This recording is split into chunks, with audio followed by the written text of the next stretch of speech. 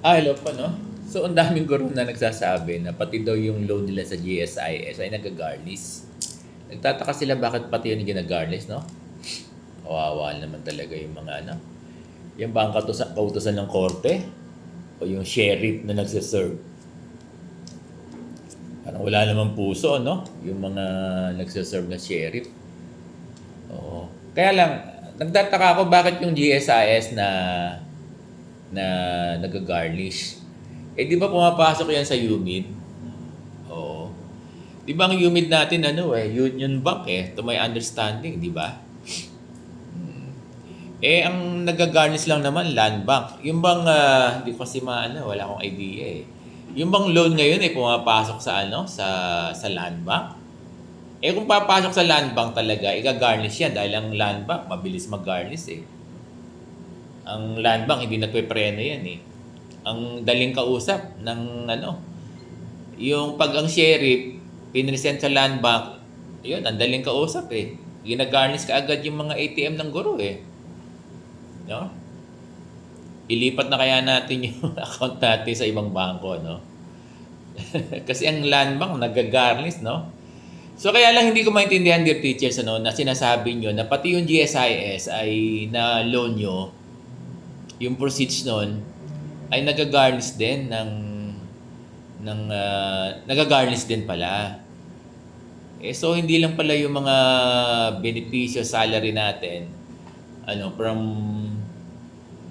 DepEd ang nagagarnish. So nagagarnish din pala yung mga GSIS. So wala pala kayong kawala. Kakalungkot naman kakalungkot talaga ang sitwasyon ng mga guro. Na pati yung loan nila sa loan proceeds nila sa GSIS ay nagagarnish din, no? Nakakalungkot. Talagang gusto nang patayin talaga. Talagang gusto nang patayin yung mga guro, no? Sinaksak mo na, sasaksakin pa ulit, mahirap. Nakakalungkot na malaman kung totoo na pati pala loan na ng mga guro sa GSIS, yung proceeds, yung net proceeds ng loan nila sa GSIS, may mga nagre-report.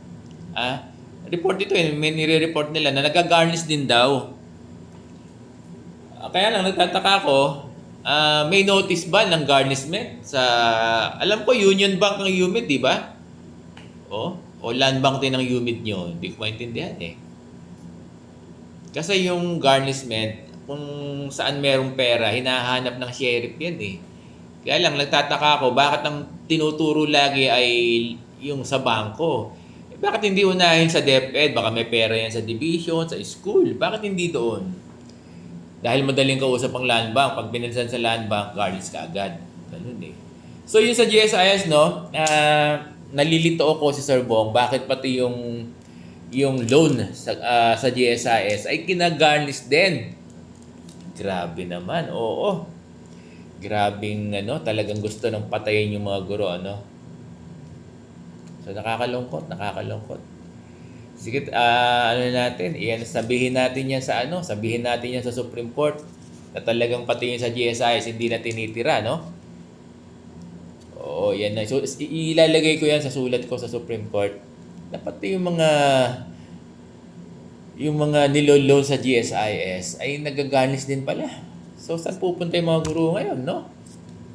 Kung yung mga nagpapautang ganyan, pag nag-ruling ang Supreme Court na kung ganyang kahigpit yung mga kung ganyang ka-cruel yung mga nagpapautang, sana mag-ruling ang na mag-ruling yung Supreme Court na hindi na pwede yung garnish, kayo mawawalan. Di ba?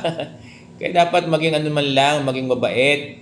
Dapat 50-50 kung pwede. At wag nang i-garnish yung GSIS. Siyempre, baka mamaya hilingin natin sa Supreme Court, no? Na huwag pakialaman yung pera sa bangko ng guro. Wala na. Hindi na makakaano yung mga nagpapautang. Kaya kung ako sa inyo, kayo na magkusa na 50-50 pwede. Maraming salamat po.